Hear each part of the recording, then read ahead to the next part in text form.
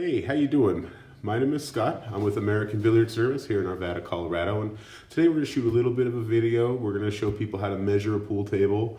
Anybody can measure a pool table. It's not terribly hard, but what I want to show everybody is how to measure a pool table while it's apart. A lot of times tables are in pieces. People don't know what to do with them.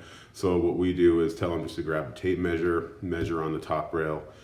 Measuring on the top rail is pretty much the easiest way of going about it. Basically what you do is you take a tape measure, you get it out, and you go from site to site. Measuring from site to site is actually quite easy.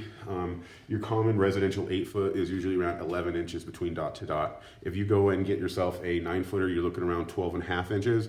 And if you get yourself a 7-footer, you're looking around 9.5 inches. Today we're gonna check out all these pool tables, and I'll show you the difference between the sites and the spots. This Brunswick contender table, you can see right here from site to site, we're right at 9.5 inches. On this Conley pool table, you can see we have a round site. On this one again, it's going exactly at 11 inches.